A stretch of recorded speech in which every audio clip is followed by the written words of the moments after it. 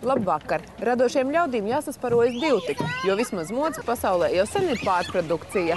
Jaunie censoņi nāk ar jaunām ambīcijām un no vecām lietām darina jaunas, taupīgi un atbildīgi. Jaunie talantīgie modes mākslinieki uzsākuši zaļo revolūciju, piedaloties konkursā FIP jaunais griezums – otrreizējas izmantošanas mode. Konkursā pieteicās vairāk nekā 30 radošu prātu, bet finālā žūri izvirzīja 6 jaunos talantus. Viņu uzdevums bija no veciem apģērba gabaliem radīt jaunas modernas štātes. Viss pamatā jau ir nebaidīšanās eksperimentēt. Ja es kaut ko redzu, ko pārtaisīt, tad ar mani tas apģērba gabals runā. Un tad es viņam prasu, kas tu gribi būt. Viņš man saka, es gribu būt tas un tas. Un tad es viņu lieku kopā, un tad rokas un prāts dara pats. Radošie eksperimenti pierādījuši, ka žaketi var pārtapt svārkos, legingi par krekliņiem, savukārt T-krekls apvienots ar klasiskā stila kreklu. Džīns biksēm uztaisīt džīns jaku. Iveta saka, ka tie, kas man rokā ir svārki, bet godīgi sakot, man izskatās, ka tā ir tā kā žakete. Kas tas īsti ir? Tie ir svārki, kas veidot no žaketes. Jo apnikušās džīnsu bikses var pārkrāsot, tas ir lēti un neaizņem daudz laika. Džīns biks. 3 lādu baloniņš. 3 lādu baloniņš krāsas.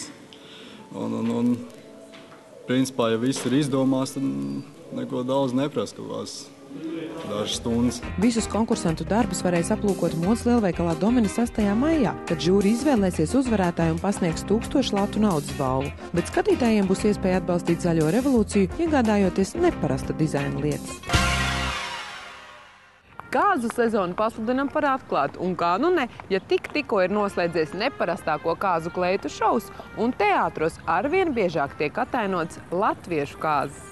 Elvis Preslīs ar vēsturiski blondu pavadoni, dejojuši ekscentrisks pārīts, misteris klauns ar žonglieru dotībām un lāčuks ar īstu līgavu. Šie varoņi tiekas Leļu teātra izrādē pieaugušajiem kāzas. Stāsts par negaidītu mīlestību. Izrādē var redzēt to, kas notiek, daļēji to, kas notiek aizskatuvē. Nevis pašas kāzas, bet to, kas notiek apkārt kāzām. Nē, ir arī viens brīdis, kur tiek parādītas svētku dzīres. Īstie varoņi izrādē ir viesu izklaidētāji, mūsdienīgi, no Latvijas, bravurīgi runās un tērpos. Kostīms nav izrakts.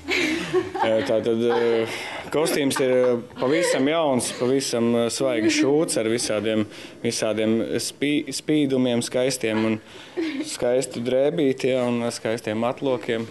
Man ir mugurā oriģināla tērps, kas ir veidots tieši uz manu augumu. Esmu jau saņēmusi ļoti daudz komplimentus, ka līdzinos dažām TV divām, kuras vada ar modi saistītus raidījumus Latvijā. Pusotras stundas garumā Lēlis un aktieri izdzīvo veselu kāzu nakti ar jauniem atklājumiem. Man neviens dzīvē nav bildinājis, un man izrādē bildiņu. Jā. Es iemācījos dejot nedaudz rumbu un daudz valsi. Un tā kā dejo ar zvaigzni. Okay. Tādā līmenī. Pat bišķiņ labāk, drusciņ labāk. Man istabā stāvēja tāds plakāts ar Zitu Ērsu, un es vienmēr skatījos uz to plakātu un domāju, kaut man būtu tāda kāzu kleita. Un tagad, man ir tāda kāzu kleita. Aktieru pašu kāzu pieredze arī nav knapā. Aprecējos, man tas diezgan straki ir. Neko trakāk, laikam, vairs izdarīt nevar kāzās. Miķeļa kāzās no rīta 6 no Tūjas uz Jūrmalu aizbrauca motorolleri. 110 km. Gan dzīvē, gan uz skatuves izrādes veidotāji uzdrošinās tieši tik, lai no jauna celtu gaismā mūžsenu patiesību. Tas ir stāsts tomēr par mīlestību. Beigas būs ļoti labas. Daudzām sievietēm kāzu dienā gribas izskatīties kā princesēm, taču nekura katra var kāzu dienā nest 8 metru garu plīvuru kā princese Diana. Nekura katra uzdrošinātos arī vilkt netradicionālas kāzu kleitas, kuras nesen bija aplūkojums ekstravaganto līgavu konkursā. Neparasta līgava.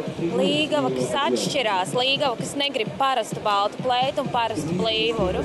Baltās kleitas aizstāja superromantiski izstrādājumi, molenrūžas stila tērpi, plastikāta un džīnsa materiālu radošu pielietojums. Īpaši fantāzijas lidojums bija ekstravaganto līgavu frizūras, matu kuģi, kosmiska objektu un plasmas caurules, mijās ar dabiskām pīnēm līdz pat potītēm. Iespējams, tieši līgavu stils ir jauna platforma, kurā izpausties un uzdrošināties. Tiesa gan blakus ekstravagantai līgavai, kārotos arī ekstravagantu līgavaini. Turpinot kāzu tēmu, varam atklāt kādu jaunumu.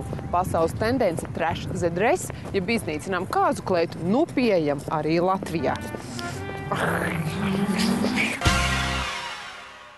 Kāzu fotogrāfs Sandis zina, ko nozīmē trash the dress. Tā ir fotosesija pēc kāzām, kur netiek tā kā žēlots tas tērps. Kleitas iznīcināšanai esot bonus. Censties uzradīt kaut ko tādu, kas kāzu vidē nav iespējams. Pasaulē kāzu tērpi tiek iznīcināti ar uguni, dūmiem, krāsām. Latvijā drosmīgie, kuru gan nav īpaši daudz, pārsvarā izvēlas fotosesiju ar ūdens elementu. Viedokļi par kāzu kleitas iznīcināšanu ir dažādi. Labāk saglabāt. Varētu parādīt mazmeitiņai. Tur bija tāda skaista, man bija tāda figūra. Jā. Turēt bēniņos uz pakarabā. Skāpī, mājās pie sienas, pie rāmī. Nē, bēniņos uz pakarabā. Jo pēc kādiem 10 gadiem varētu ielīst tajā kleitā, tad varbūt arī iznīcināt, nezinu. Es nezinu, es gan tā nedarītu. Dzīvojam vienreiz, dzīvojam jautri. Līdz ar jaunu fototendenci Latvijā iemājojas pasaules pūls. Izmantot to vai ne, paliek katra paša ziņā. Saucam tostu rūgts, jeb labāks salds, un tiekamies atkal stila ziņās pēc nedēļas TV ekrānos, bet ikdienā www.stilsbeztabu.lv. Atā!